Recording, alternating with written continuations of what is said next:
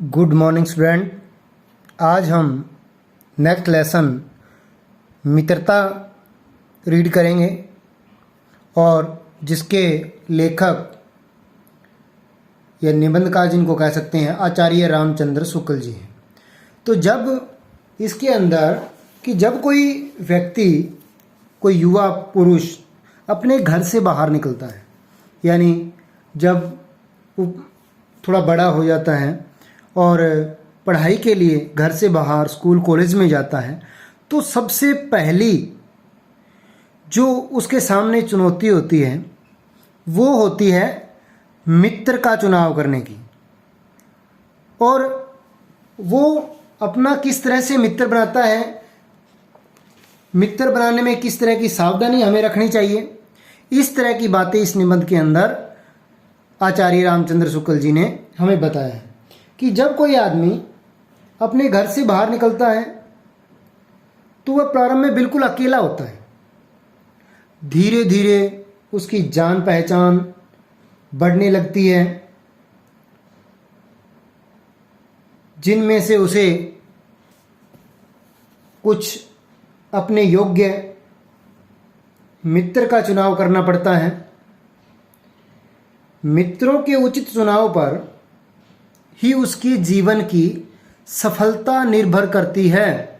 ये बात बिल्कुल सही है, क्योंकि अगर मित्र अच्छे होंगे, उसका जो पीयर ग्रुप अच्छा होगा, तो वो अच्छे काम की तरफ ही अग्रसर होगा, क्योंकि संगति का प्रभाव हमारे आचरण पे जरूर पड़ता है।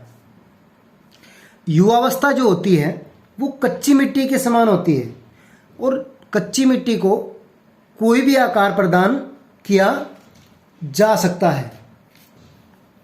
इसी तरह कि जब हम किसी का मित्र का चुनाव करते हैं तो क्या कर देखते हैं कि हंसमुख चेहरा, बातचीत करने का ढंग, थोड़ी सी चतुराई, और ऐसा देखकर हम उसे झटपट मित्र बना लेते हैं। लेकिन हमें ऐसा नहीं करना चाहिए, क्योंकि मित्र का चुनाव बहुत ही सावधानी से करना चाहिए। इसी तरह कि जब हम मित्र का चुनाव करते हैं तो हमें देखना चाहिए कि जो मित्र है वो हमारी हर एक काम में, अच्छे काम में सहायता करने वाला होना चाहिए। हालांकि सिर्फ हाँ में हाँ मिलाने वाला व्यक्ति भी नहीं होना चाहिए, क्योंकि ऐसी सिचुएशन के अंदर हमारा अपने आप पर कोई कंट्रोल नहीं रहता और हम फिर गलत सही काम का हमें कोई फर्क नज़र नहीं आता। मित्र ऐसा होना चाहिए कि जो हमें सही काम करने के लिए तो प्रेरित करे, लेकिन अगर हम किसी बुराई की तरफ जा रहे हैं तो वहाँ से हमें रोकने वाला होना चाहिए। इसी तरह जब हम, वैसे तो बोला जाता है कि लगभग एक जैसी प्रकृति और स्वभाव वाले लोगों की मित्रता ही अच्छी जमती है, लंबे समय तक बनी रहती है। ऐसा इन्होंने रामचंद्र शुक्ल जी का विचार है इस निबंध के माध्यम से। लेकिन इनका ये भी मानना है कि जरूरी नहीं है कि एक जैसा काम करने वाले, एक जैसे स्वभाव वाले लोगों के अंदर ही मित्रता बनी रहे। इन्होंने इस लेसन के अंदर दो उदाहरण प्रस्तुत किए हैं कि जो भिन्न प्रकृति यानी अलग विचार के, अलग व्यवसाय के और अलग रुचि के होते हुए भी बहुत अच्छे मित्र थे। जैसे पहला उदाहरण इन्होंने दिया है कि राम और लक्ष्मण दोनों विरोधी प्रकृति के थे। जहां लक्ष्मण उग्र स्वभाव का था, वहीं राम है वो शांत थे, लेकिन दोनों बहुत अच्छे मित्र थे। इसी तरह नीति विशारद अकबर और बीरबल जो है बहुत ही हंसमुख हंसोड़ व्यक्ति थे, लेकिन उन दोनों के अंदर भी बहुत अच्छी मित्रता थी। अब यहाँ बात आती है कि आदमी किस तरह के मित्र की खोज करता है। तो ऐसा माना जाता है कि जो चिंताशील व्यक्ति होते हैं वो हंसमुख व्यक्ति को मित्र बनाना चाहता है, जो निर्बल होते हैं वो बलवान को अपना मित्र बनाना चाहता है। अब यहाँ पे आता है कि हमारे जो मित्र है उसकी कोई कर्तव्य भी होने चाहिए। मित्र का क्या कर्तव्य है? तो मैंने पहले भी आपको बताया कि मित्र का कर्तव्य है कि वह उच्च और महान काम करने के लिए आपको हर प्रकार से सहायता दे, आपको प्रेरित करे। लेकिन अगर आप किसी बुरे काम की तरफ जा रहे हो तो आपको उस काम को करने से रोके। और ऐसा मित्र है वो हमारा विकट स्थिति में यानी मुश्किल हालात में हमारा साथ देने वाला होना चाहिए। और ये तो बात बिल्कुल प्रूफ है कि संगति का प्रभाव हमारे ऊपर पड़ता है कि हम जैसी संगत होगी वैसे ही हमारे संस्कार होंगे।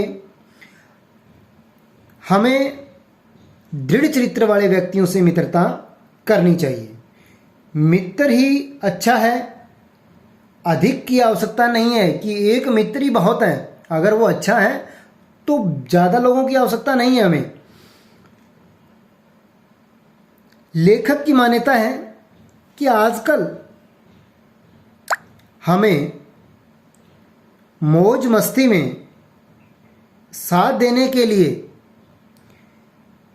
अनेक व्यक्ति मिल सकते हैं जो संकट में हमारे निकट भी नहीं आएंगे। ऐसे लोगों से कभी मित्रता नहीं करनी चाहिए।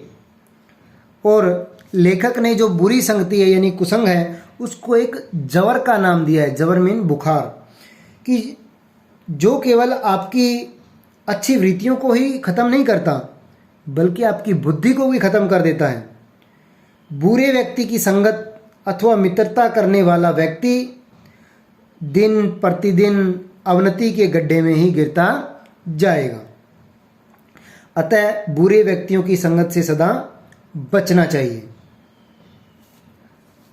और दूसरी एक बात इन्होंने की है कि जो बुरी आदतें होती हैं उनमें बड़ा ही आकर्षण होता है, कि बुरी जो आदतें होती है वो आदमी को बहुत जल्दी अपनी तरफ आकर्षित कर लेती है।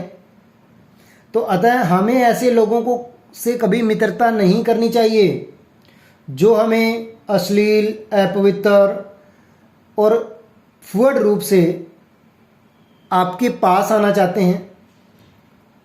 क्योंकि यदि एक बार व्यक्ति को इन बातों अथवा कार्यों में आनंद आने लगेगा तो इसके अंदर एक पंक्ति उन्होंने दी है कि बुराई अटल भाव धारण करके बैठती है, कि जो बुरी बात है वो हमारे मन के अंदर बहुत जल्दी बैठ जाती है और वो फिर जल्दी से दूर नहीं होती। और वही बात है कि अगर किसी आदमी का पाँव एक बार अगर कीचड़ में चला गया फिर वो ये नहीं देखता कि वो कितने कीचड़ में जा चुका है। और एक इन्होंने इनके अंदर एक पंक्ति दी है कि काजल की कोठरी में कैसो ही साइनो जाए, एक लीक काजल की लागी है पे लागी है। यानी जो काजल की कोठरी होती है यानी जहाँ कालिख लगी होती हो, आप उसमें जितनी मर्जी सावधानी से चले जाइए लेकिन फिर भी कहीं ना कहीं आपके दाग लग ही जाएगा। अर्थात यहाँ पे लेखक क्या कहना चाहते हैं रामचंद्र शुक्ल जी, कि हमें बुरी संगति से दूर ही रहना चाहिए। क्योंकि अगर बुरी संगति है तो आप जितना मर्जी सावधानी से रहिए लेकिन उसका प्रभाव आपके ऊपर ज़रूर पड़ता है। तो स्टूडेंट, ये लेसन बड़ा ही एक आप लोगों के लिए शिक्षापूर्ण है। मन लगा के इसको रीड करना और इस लेसन में जो बातें आई हैं वो आप लोगों ने अपनी ज़िंदगी के अंदर भी उनको धारण करना है। तो नेक्स्ट वीडियो में इसके क्वेश्चन आंसर हम डालेंगे। Thank you.